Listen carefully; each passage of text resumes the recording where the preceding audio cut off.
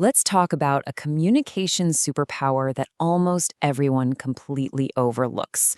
It's all about mastering the end of a conversation. And trust me, it's not just about saying goodbye, it's about leaving an impact that really, truly lasts. This quote from Maya Angelou just hits the nail on the head. It's the perfect way to frame what we're talking about today. See, those final moments of any interaction, that's where the emotional takeaway gets locked in. It's the feeling you leave people with that matters, long after they've forgotten the exact words you used. And look, this isn't just some nice feel-good idea. It's a critical skill.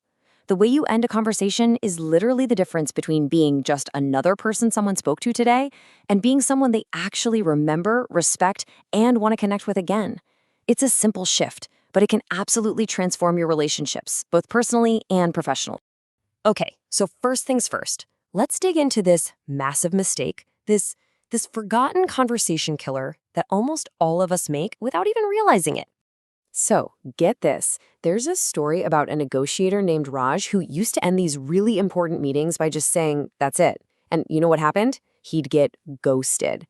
Then he made one tiny, tiny change. He started summarizing the key points, and then he'd ask, "Sarah, what are your thoughts?" The result? Bam, immediate engagement, enthusiastic follow-ups. That's the power we're talking about here. I mean, think about it for a second. We spend so much time and energy trying to come up with the perfect opening line, right? The right handshake, the perfect icebreaker. We obsess over making a great first impression. We'll buy books, we'll watch videos, all focused on how to start strong. That's the forgotten half of the whole equation, isn't it? We let conversations just, I don't know, fizzle out. We kind of trail off, say an awkward goodbye, and just walk away, leaving the entire impact of everything we just discussed completely up to chance. So why is the end so ridiculously important? Well, there's some really fascinating science behind it that explains exactly why our final words carry so much weight. Okay, get ready for this number, 65%. That is staggering.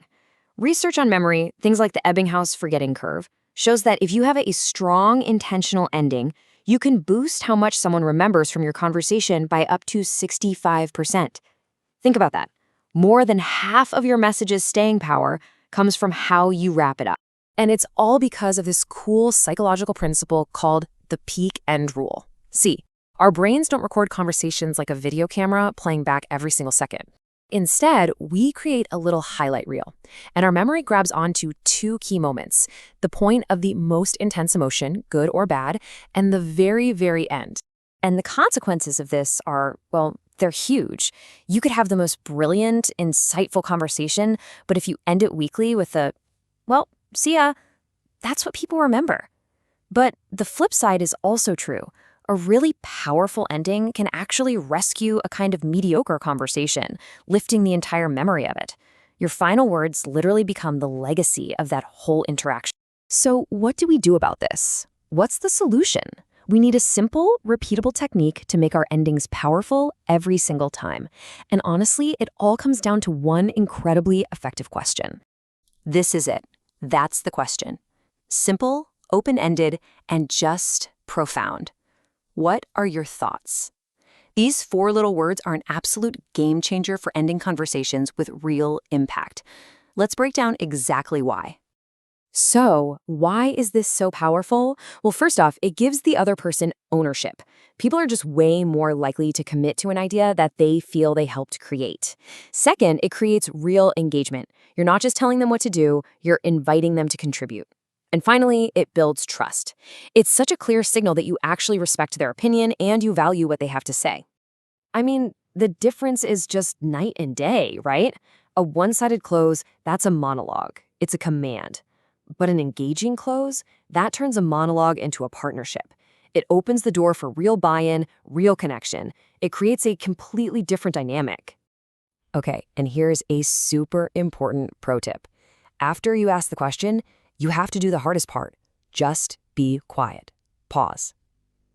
That silence, it's not awkward. It's a space that you're creating for the other person to actually think, to process, and to give you a real answer. Whatever you do, don't rush in to fill it. Now, let's take this one amazing question and build out a whole toolkit.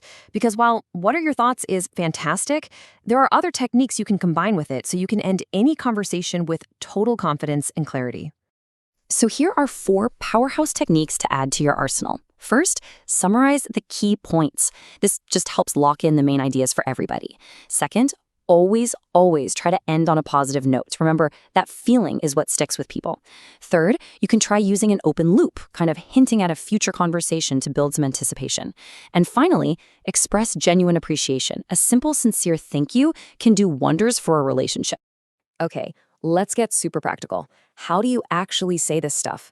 Well, a 3-point recap, for example, uses the rule of 3, which our brains find incredibly easy to remember.